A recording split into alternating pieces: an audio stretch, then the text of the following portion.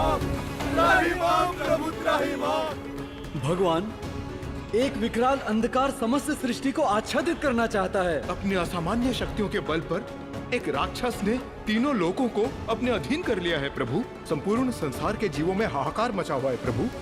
यदि शीघ्र ही इसका उपाय नहीं किया गया तो पृथ्वी का अंत निश्चित है।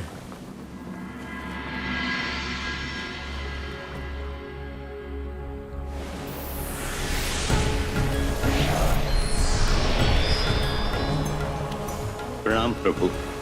जिस दुराचारी के अत्याचार से सर्वत्र हाहाकार मचा हुआ है वो कोई और नहीं अपितु महादेव का ही सबसे बड़ा भक्त रावण है।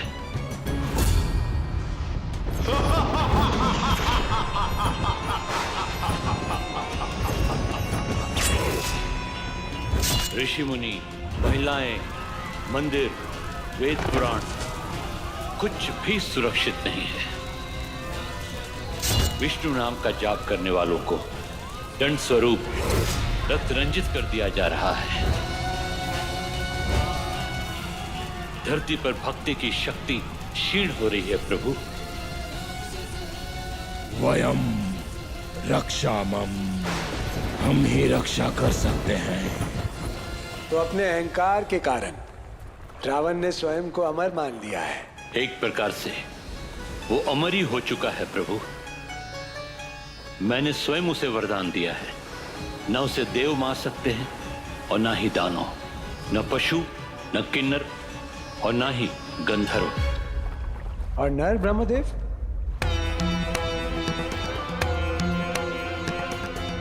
नर? नर का उल्लेख तो रावण ने किया ही नहीं प्रभु। उसे लगता है कि एक नर के हाथों उसकी मृत्यु हो, ऐसा असंभव है। और आपको क्या लगता है ब्रह्मदेव? प्रभु, ब्रह्मदेव, दुष्ट अधर्मी चाहे कितना भी चतुर क्यों ना हो जाए, किंतु विधाता कोई ना कोई काट अवश्य छोड़ता है जो उसके विनाश का कारण बनता है। रावण की मृत्यु का कारण मेरा ही नर अवतार होगा, मेरा राम स्वरूप, मेरा राम स्वरूप।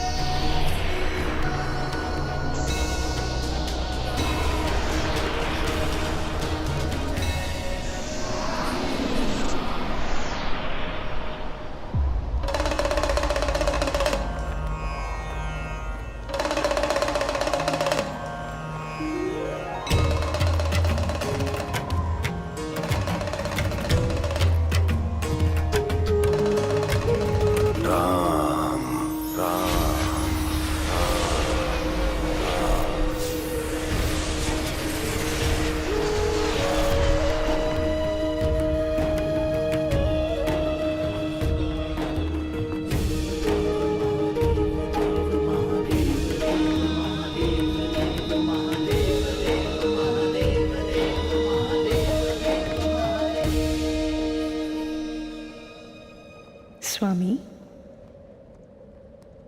आपके मुख से राम का नाम, ये राम कौन है प्रभु? देवी, प्रश्न ये पूछिए कि राम क्या है?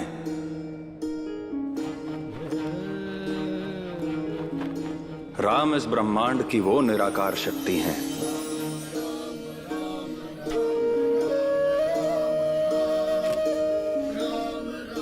जो इस सृष्टि के कण कण में समाहित हैं। मनुष्य में, वानर में, देवों में, दानवों में, सब में राम समाहित हैं।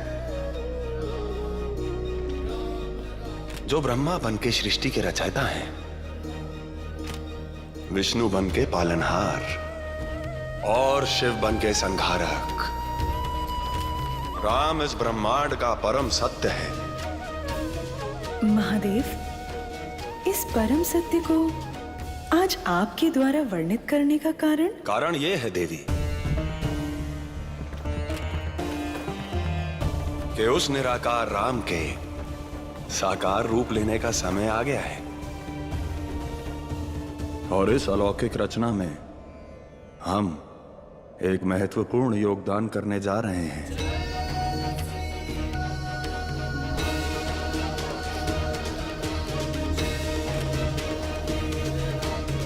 आप केवल देखती रहिए राम की लीला।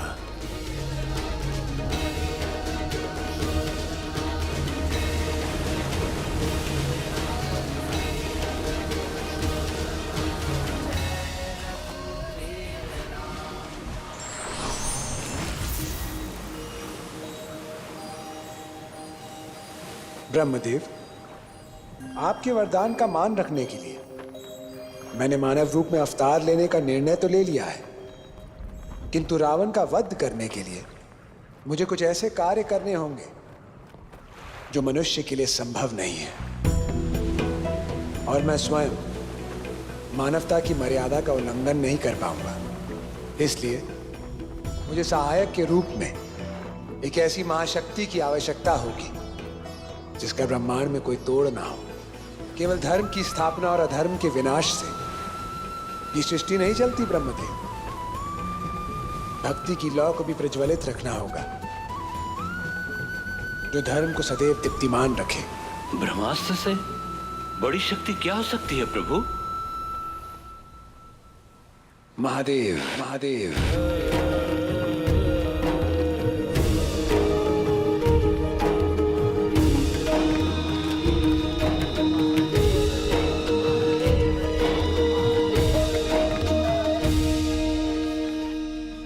क्षमा करें प्रभु, आप स्वयं मानव अवतार में हैं और उस पर आपके पास ब्रह्मास्त्र। तो प्रभु महादेव आपको ऐसी कौन सी शक्ति प्रदान करेंगे जो रावण के संहार में आपकी सहायता करेगी?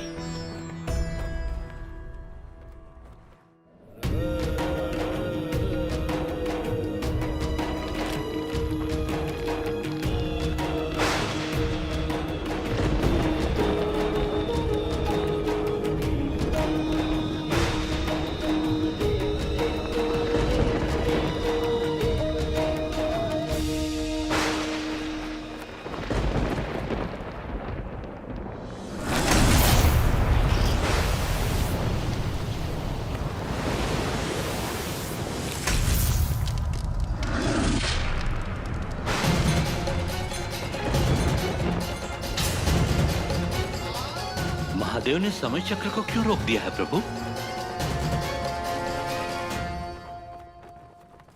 आइए ब्रह्मदेव, स्वयं महादेव से पूछ लेते हैं।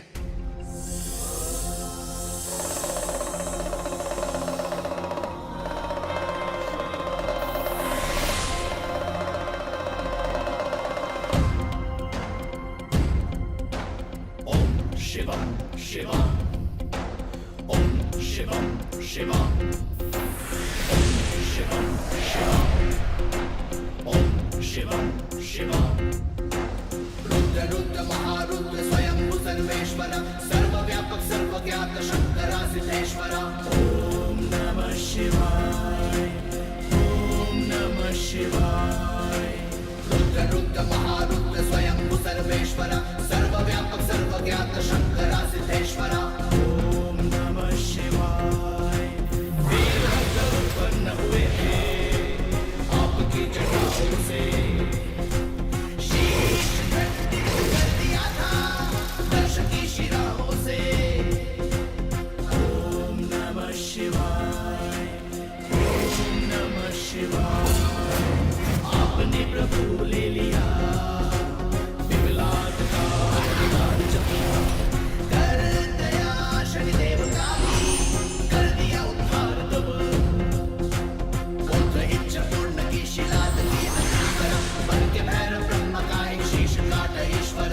मार्ग धर्म का दिखलाया कृष्ण दर्शन रूप में, शर्व बन के नरसिंहा को शांत भी तुमने किया। दुर्वासा ऋषि आप जिनके शाप में वरदान है, आपकी कृपा दया में देवों का कल्याण है। विश्व ब्रह्मा किया संहारनी, दौड़ा भारी बन के इंद्र का अहंकार भी। नृत्य सलग सुनत नवक आप ही अवतार है, प्रलयकारी आप ही है, आप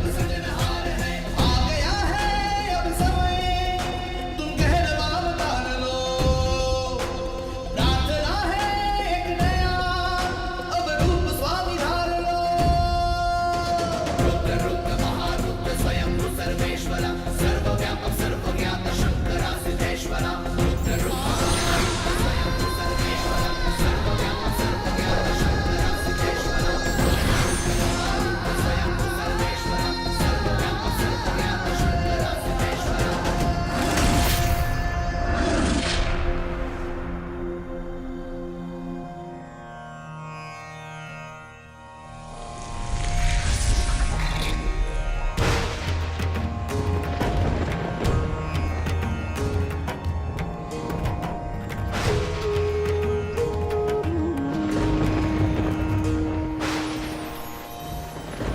हे महादेव, आपके इन 10 रुद्र अवतारों ने इस सृष्टि में शक्ति का नया मापदंड स्थापित किया है, किंतु अब समय है आपके 11वें और आपके सबसे पराक्रमी अवतार के जन्म का, जो शक्ति के साथ साथ भक्ति का नया अध्याय लिखेंगे।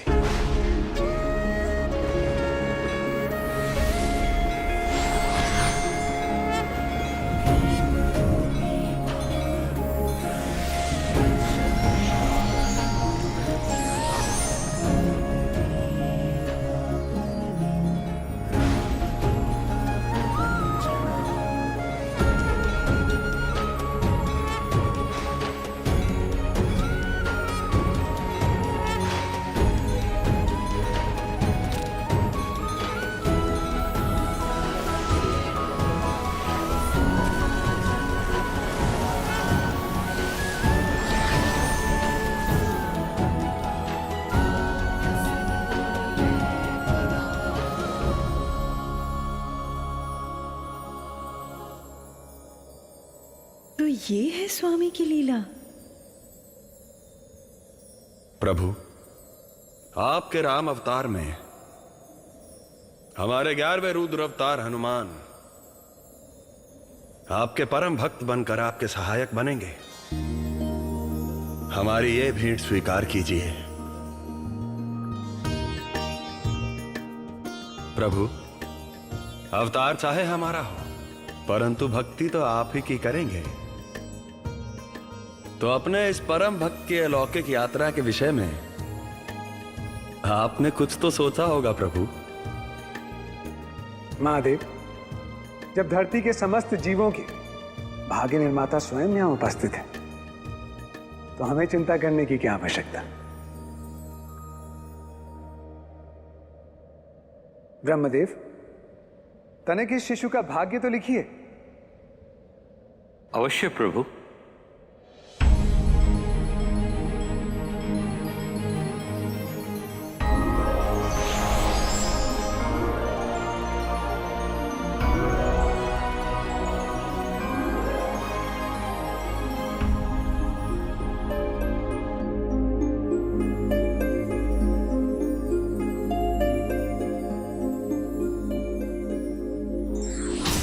असंभव। क्या हुआ ब्रह्मदेव? मैं शिशु का भाग्य लिखने में असमर्थ हूं प्रभु। आज से पूर्व ऐसा कभी नहीं हुआ। यदि मैंने इसका भाग्य नहीं लिखा तो यह सृष्टि के सभी नियमों से परे होगा प्रभु। ना तो कोई तर्क इस पे लागू होगा और ना ही कोई सिद्धांत, ना प्रकृति से बांध पाएगी और ना ही कोई पदार्थ। कैसे इसके कर्मों का विचार होगा प्रभु? कैसे निर्धारित करेंगे इसके गुण अथवा दोष? ऐसे असमंजस की स्थिति में हमने स्वयं को कभी नहीं पाया प्रभु, और ना ही कभी ऐसे अभूतपूर्व घटना का साक्षी रहा हूं। ब्रह्मदेव, ये वही मां शक्ति है जिसकी हम बात कर रहे थे, जिसका वर्णन हमने कैलाश आने से पूर्व किया था। ब्रह्मास्त्र से भी बड़ी शक्ति, जिसमें होंगी अलौकिक शक्तियां।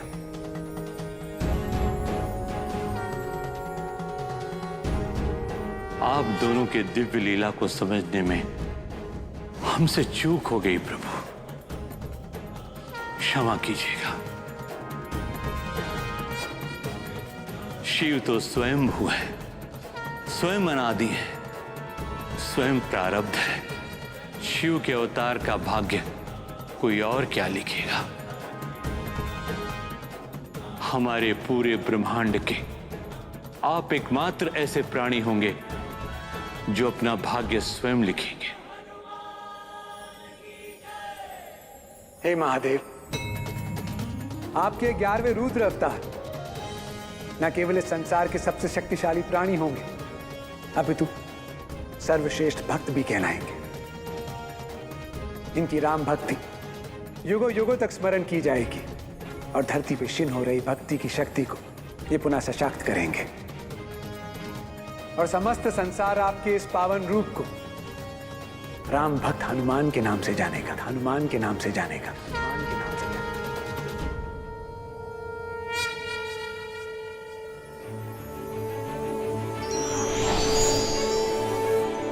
अवतार तो आपने पहले भी लिए हैं स्वामी, किंतु इस बार जिस प्रकार आप इस लीला में रम गए हैं वैसा पहले कभी नहीं देखा। क्योंकि वो लीला भी विशेष है और अवतार भी।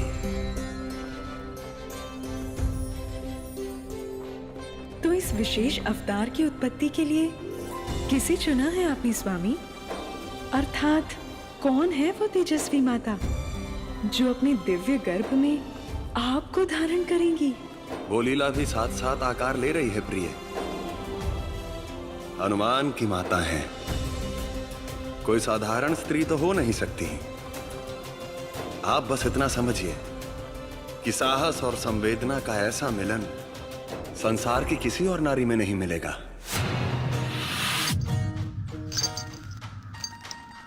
महारानी, महारानी नीचे आ जाइए आप।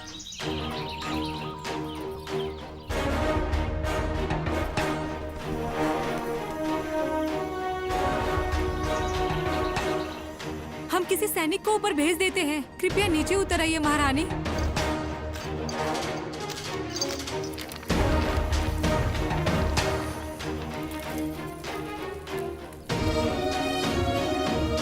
यदि कुछ दुर्घटना हो गई तो हम सबको दंडित किया जाएगा।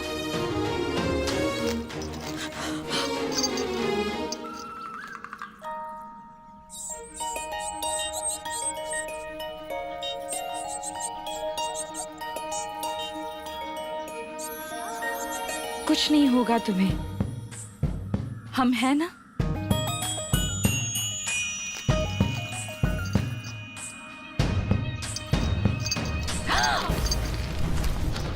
महारानी,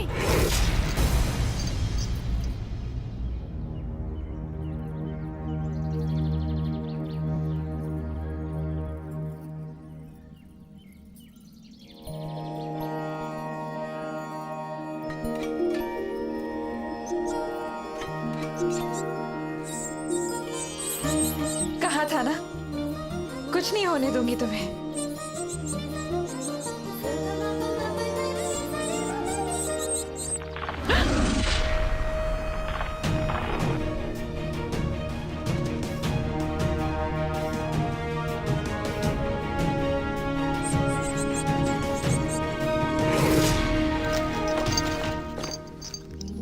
यदि महाराज को ज्ञात हुआ तो अनर्थ हो जाएगा। चलो चलकर राजमहल में सूचित करते हैं। हाँ हाँ, चलो। लो, पहुंच गए तुम अपने घर।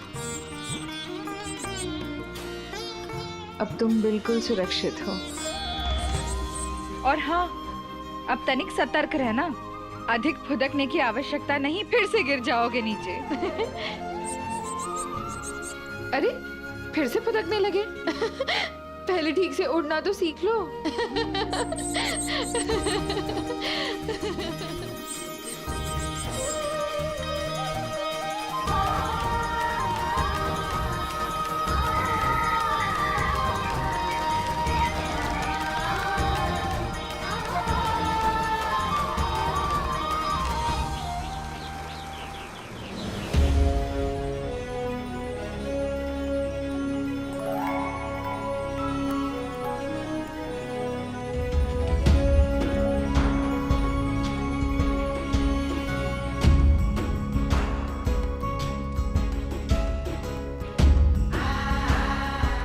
ऋषि मतंग, आपका स्वागत है। महाराज केसरी, आपकी और महारानी की कुंडली का अध्ययन करने के पश्चात हम एक निदान पर पहुंचे हैं।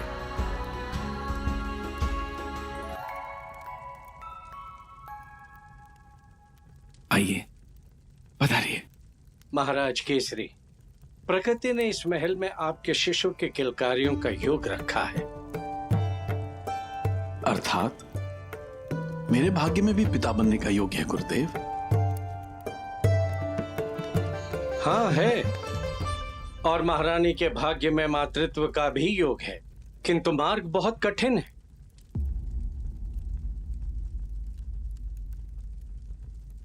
आइए गुरुदेव, आइए, आसन ग्रहण कीजिए।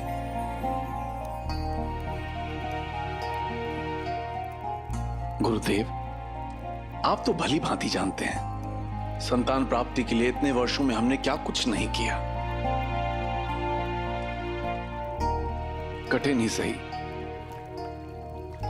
यदि आपके पास उसका कोई उपाय है तो कृपया करके हमें अवश्य बताएं। एक ही है सृष्टि में विशाल हृदय, करुणामय, जिसकी इच्छा मात्र से भाग्य भी बदल जाता है, और वो है महादेव। केवल महादेव की कृपा से पुत्र प्राप्ति हो सकती है केसरी। उनकी तपस्या करनी होगी, अंतर मन से उन्हें पूजना होगा, परंतु ये तप अत्यंत कठोर है।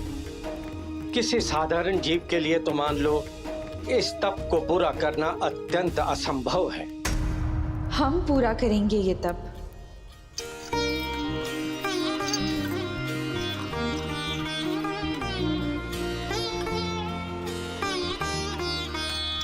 प्रणाम गुरुदेव।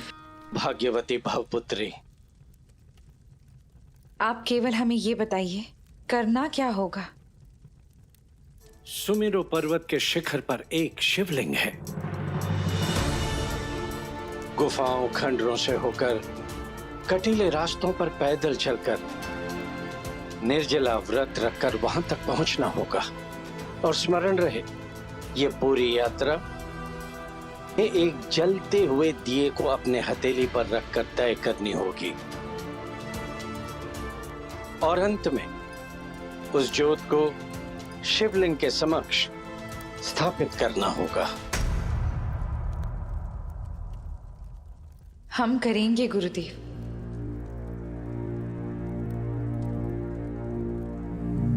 मैं तुम्हें पुनः सचेत कर रहा हूं पुत्री, इसमें तुम्हारे प्राण भी जा सकते हैं। एक बार सोच लो। सोच लिया।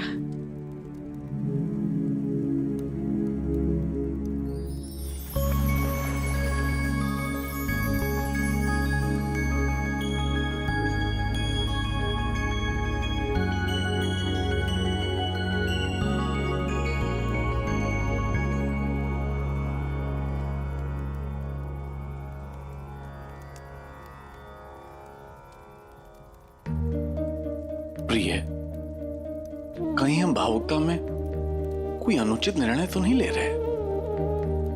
क्या आप निश्चित हैं कि आपको ये तप करना ही है? जितना हमारे लिए आपका प्रेम है, उतना ही दृढ़ हमारा ये निश्चय भी है। मातृत्व का सुख पाने का यदि यही एक मात्र अवसर हमारे पास है तो हम इसे छोड़ेंगे नहीं।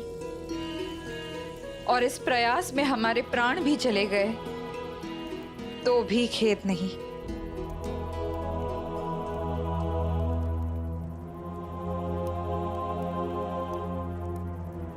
आप कृपया हमें आज्ञा दे। आपकी इच्छा का सम्मान करते हुए हम आपको अनुमति देते हैं, किंतु ये यात्रा आप अकेली नहीं करेंगी। संतान प्राप्ति का ये तप हम दोनों मिलकर करेंगे।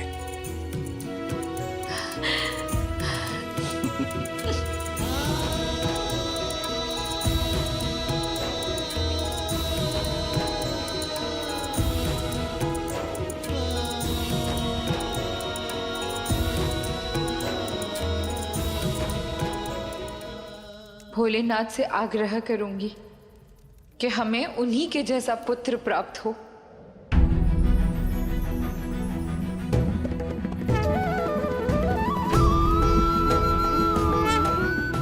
यहाँ आपको अंजनी जैसी माता चाहिए और वहाँ अंजनी को आपके जैसा पुत्र।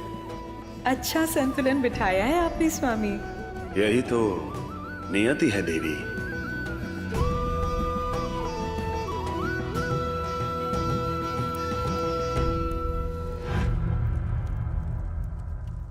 अब ये यात्रा प्रारंभ होती है। स्मरण रहे, ये कार्य अत्यंत कठिन है।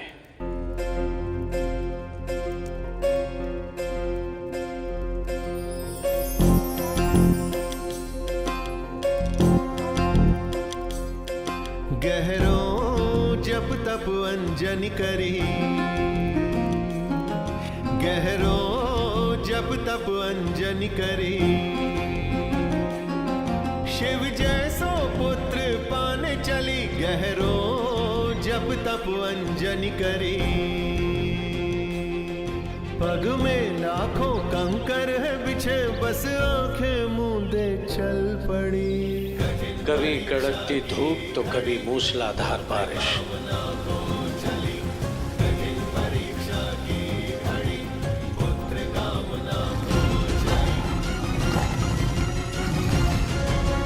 हिंसक, भयानक, जंगली जानवरों से होगा मार्ग में सामना। भूख, प्यास, दर्द, थकान सबसे जूझते हुए आगे बढ़ना होगा तुम्हें। दिन सप्ताह में बदलेंगे, सप्ताह महीनों में। वसंत, ग्रीष्म, वर्षा, शरद ऋतुएं आती जाती रहेंगी। तुम्हारा लक्ष्य केवल पर्वत का शिखर है। और हाँ, चाहे बवंडर उठे अथवा बाढ़ आए, दिए की लौ नहीं बुझनी चाहिए।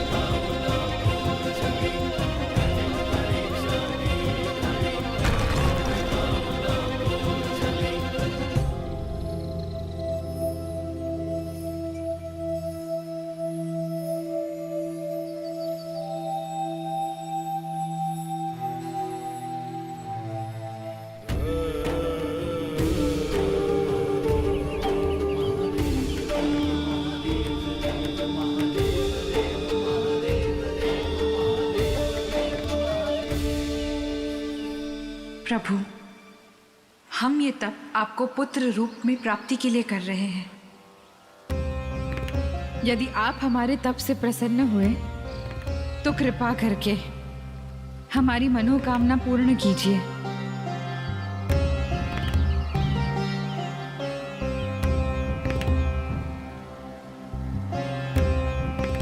हर हर महादेव, हर हर महादेव, हर हर महादेव।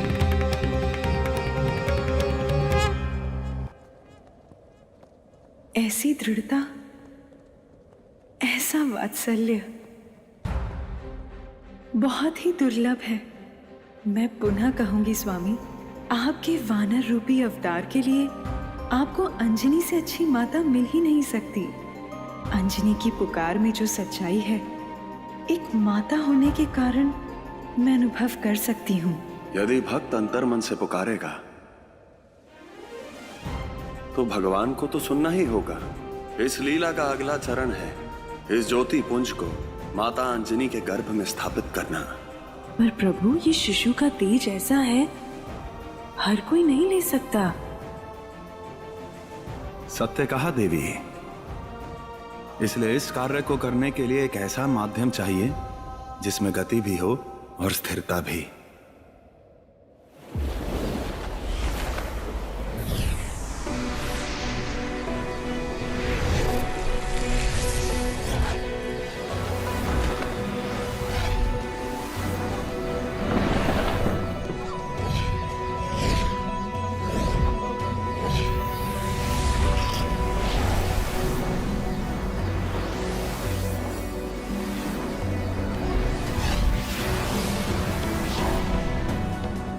ये कौन है जिसकी गति हमारे समान है?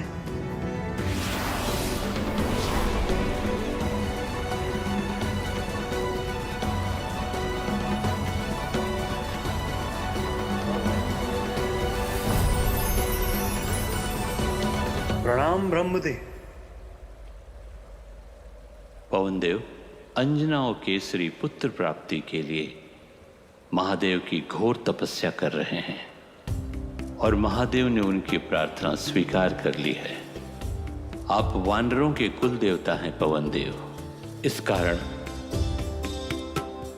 इस शिशु को अपने वायु वेग से देवी अंजनी के गर्भ में स्थापित कर दें। उचित है ब्रह्मदेव। ये एक महालीला का प्रारंभ है और आपके इस योगदान के लिए समस्त सृष्टि इस शिशु को पवन पुत्र के नाम से जानेगी। हम आपके आभारी हैं ब्रह्मदेव, जो आपने इस महान कार्य के लिए हमें उपयुक्त समझा।